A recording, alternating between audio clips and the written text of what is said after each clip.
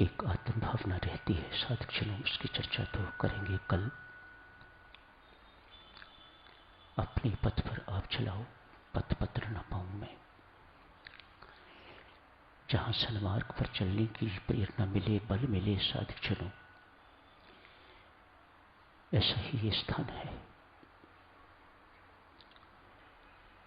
इस स्थान को ऐसा ही बना के रखिएगा। हमारी समझ, हमारी बुद्धि बहुत स्पष्ट होनी चाहिए इस विषय में। ये स्थान वह है जहां आप आकर भक्ति करते हैं। इससे क्या होगा? ये व्यापारी का प्रश्न है, एक साधक का प्रश्न नहीं। पर हम हैं तो बहुत सारे व्यापारी। हमें हर चीज में ये देखना होता है, ऐसा करने से हमें क्या मिलेगा। कोई निष्काम भावना हमारे अंदर किसी विरले के, जो सबके अंदर होनी चाहिए। बहुत से साधक इस प्रकार से आते हैं जिन्हें सिर्फ अपने कामकाज की चिंता है। वह ठीक चलना चाहिए, इसलिए यहां रोज हाजिरी लगानी जरूरी। एक प्रकार से जैसे कोई इंस्पेक्टर होते हैं या दूसरे तीसरे होते हैं, उनके साथ दुकानदारों ने पैसा बांधा हुआ होता है। मानो वह रिश्वत जिससे वे अपना मुख बंद रखें, अपनी कलम को हमारे विपरीत जो हम कर रहे हैं उसके विपरीत न लिखें। ऐसा ही व्यवहार दिव्य सज्जनों हमारा परमात्मा के साथ है। यहां आना हमारा निष्काम नहीं है।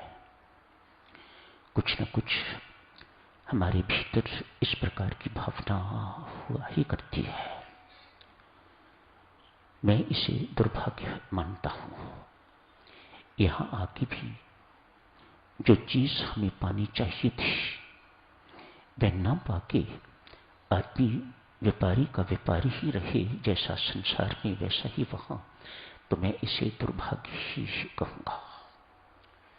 मानो उस व्यक्ति को परमेश्वर ने ऐसा सुनहरा अवसर दिया सन्मार्ग पर चलने के लिए, बल प्राप्त कर, वहां जाके भक्ति कर, तुझे बल मिलेगा, ताकि तू कुमार्ग पर चलने से बच सके। यहां से निकलते ही अनेक दिशाएं हैं कुमार्ग की। सन्मार्ग पर चलने के लिए यहां से बल लेके उन मार्गों पर नहीं चलना। भक्ति यहां आके साधक जनों आप करते हैं, नाम जपते हैं, अमृतवाणी का पाठ करते हैं, भक्ति प्रकाश का पाठ करते हैं, रामायण जी का पाठ करते हैं। ये भक्ति है। ऐसा करने से संत महात्मा कहते हैं आपको बल मिलेगा। किस बात का बल मिलेगा? एक तो अभी आपसे अर्ज की, आपको सन्मार्ग पर चलने का बल मिलेगा। ये आसान काम नहीं है। कमजोर इंसान यहां से बाहर निकलता ही कुमार्ग पर चलना शुरू हो जाता है।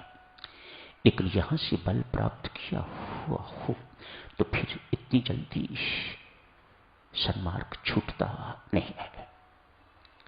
भक्ति से क्या मिलेगा? सन्मार्ग पर चलने के लिए बल। भक्ति से और क्या क्या मिलेगा साधक जनों? किस किस चीज के लिए हमें बल मिलता है? ये स्थान रोग दूर करने के लिए नहीं है।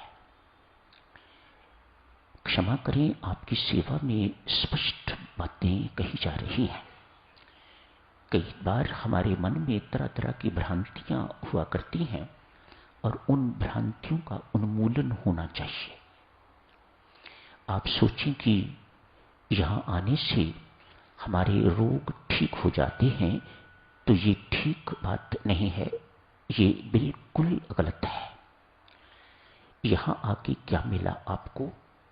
आपने भक्ति की, आपको बल मिला, आपने इलाज करवाया, तो रोग दूर होने के लिए जो परमात्मा की कृपा चाहिए वही परमात्मा का बल है, वही भक्ति से बल मिलता है। दवा के साथ यहां दुआ और मिल गई तो रोग आपका ठीक हुआ। केवल दुआ से नहीं, दवा प्लस दुआ, इन दोनों से। ये आपको स्पष्ट होना चाहिए। ये किसी के आशीर्वाद से नहीं होता, ये आपकी कमाई से होता है। क्यों? जिस कर्म के कारण आपको रोग ये है वह आप ही का किया हुआ है। आप ही के कर्म को यदि आपने अब नलीफाई करना है तो वह आप ही को करना है। आप जब पाठ से उस किए हुए पाप कर्म को नलीफाई करते हैं तो उस पाप का बोझ हल्का होता है। वह पाप हल्का होता है तो रोग हल्का होता है या रोग ठीक हो जाता है। समस्याएं हमारे जीवन में आती ही हैं। ये स्थान समस्याओं को हल करने के लिए कचहरी नहीं है। जहां रोग ठीक किए जाते हैं उसको अस्पताल कहते हैं, श्री राम शरणम नहीं कहा जाता। ये श्री राम शरणम है। जहां समस्याओं का समाधान होता है, समस्या